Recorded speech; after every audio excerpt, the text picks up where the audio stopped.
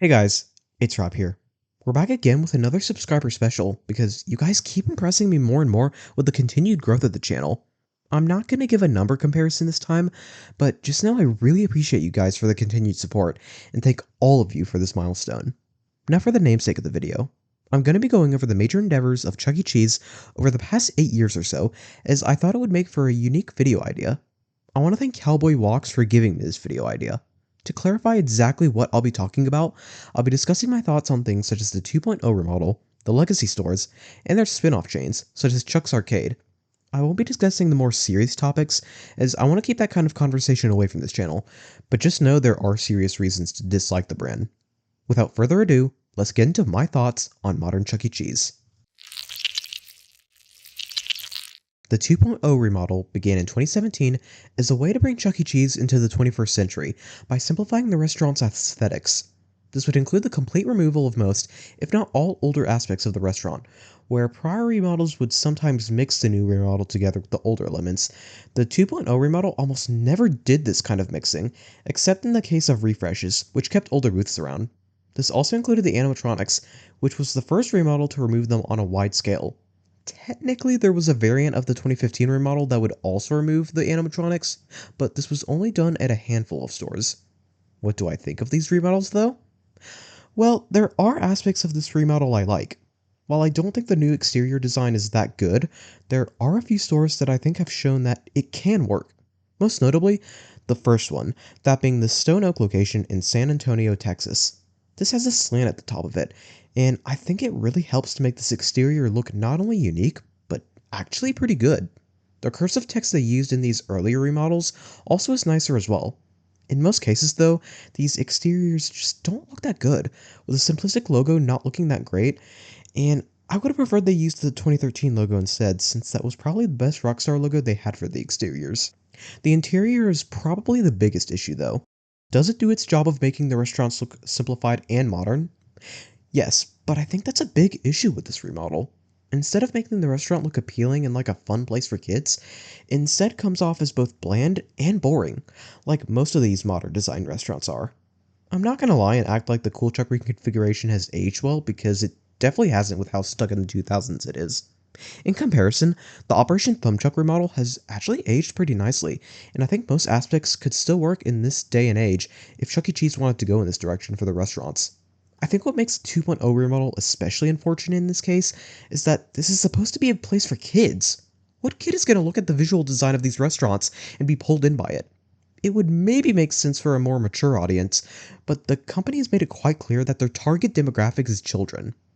When it comes to the removal of the animatronics, I'm going to be realistic and say that most people do not care about this aspect of the remodel.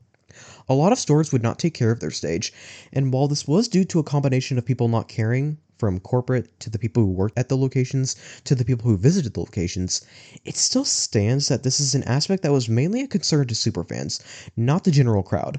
What I do think is a stupid decision is their destruction of the animatronics. They can make arguments about copyright and the issue of what people could do to their characters all they want, but the fact stands that during their first bankruptcy, they were fine with selling off their animatronics in the masses, simply de-identifying them by removing and destroying the cosmetics, but keeping the mech intact. They could have easily still done this in the modern day, especially with how much easier it is to sell and ship things nowadays, yet they chose to destroying them in most cases, or ship to another store for spare parts, which isn't a bad idea in my opinion. It would have been a good way to help recuperate at least a fraction of the losses they were taking on remodeling their stores, which cost hundreds of millions to remodel hundreds of these stores. This is also another thing that makes 2.0 remodels stand out from prior remodels. They push this remodel onto most of their stores, which no other remodel quite went to this scale of.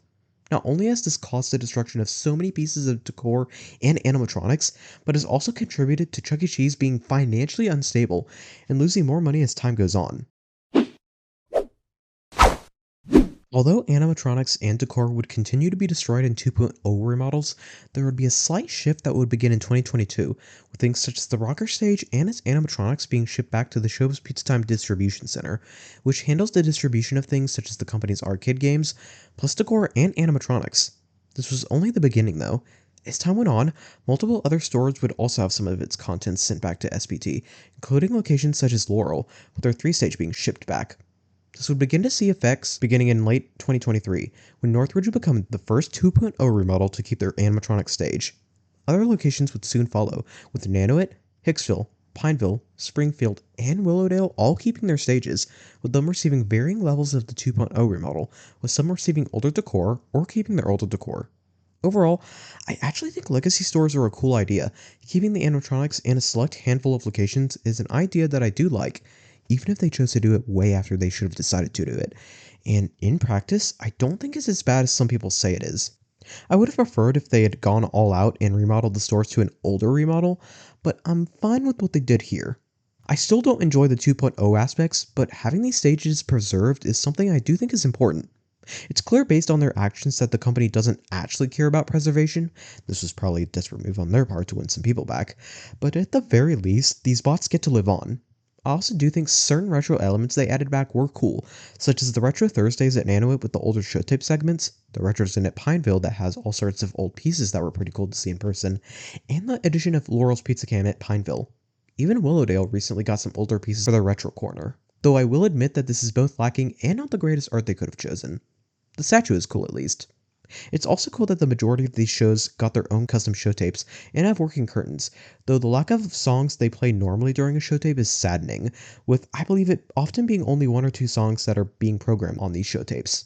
At least Fireballs, program shows that can be played at any time, exist. Overall, I don't dislike the Legacy stores. They're not as good as they could have been, but it also could have been worse.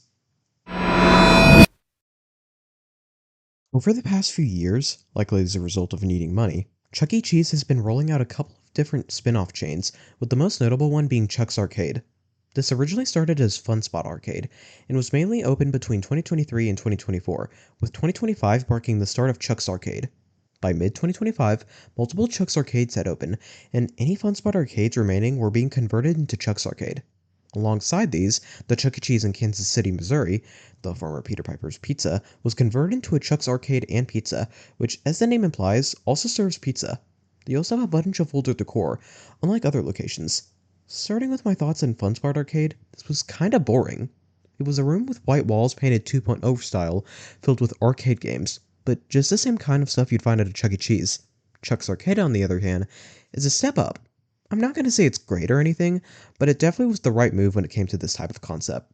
The entire concept was turned retro, with the walls painted black and retro decals being plastered all over the walls. These are definitely generic when it comes to the retro aesthetic, but it's still better than the white walls with gray stripes. I like the logo though.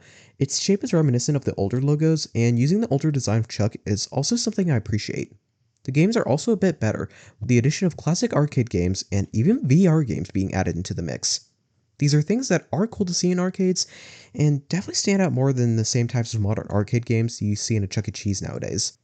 In Kansas City's case, the decor shown off here is overall great, and honestly could be considered a better display of retro stuff than Pineville with just how much is shown off, plus the decor that's shown off, including some awesome pieces such as Mount Chuckmore, this Chuck E. Cheese signage that is almost never seen, and that Pizza Time Theater glass art.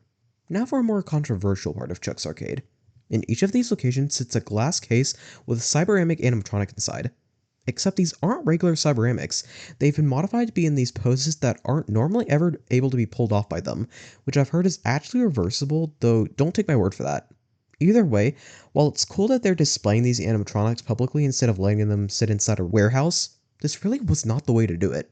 I think it would have been fine to just have the animatronic, as it was, placed inside the glass cases, if that's the route they absolutely had to go with. Really though, it would have just been cool to see them get these bots performing, rather than having them sit inside a display. As is, it's better than nothing, but it really was not the way to go about doing this. Overall, Chuck's Arcade is decent in my opinion. Now for the other spin-off chain. This is called Chuck E. Cheese Adventure World, which is basically supposed to be like Discovery Zone. I seriously don't understand why they're doing this. They just launched a new spin-off chain with Chuck's Arcade, and now they're trying to do this? It's pretty clear they're doing everything they can to make money, and we've known for a little while now that they have over $600 million in debt to pay off, which they have to pay off by May of 2026. It's probably the reason they're choosing to try these new brand ideas out, but I honestly doubt any of it is going to save them at this point, and with their recent actions, I can't say I feel bad. Thank you guys for watching this video, and thanks again for 7,000 subscribers. While I don't think everything the company has done in recent times is completely bad, it's almost always lacking or is straight up not something they should be doing. My next video is going to be concluding the history of Showbiz Pizza Place and Chuck E. Cheese in Orlando, Florida, by covering a few more locations, with two I believe being notable for some unique things to them. If you're interested in seeing that, make sure to hit that subscribe button and ring the notification bell so you're notified when it drops. If you want to find me elsewhere, I've got a Discord server and Instagram page, both linked in the description down below. That's going to do it for now though, so God bless, and I hope you all have a blessed day.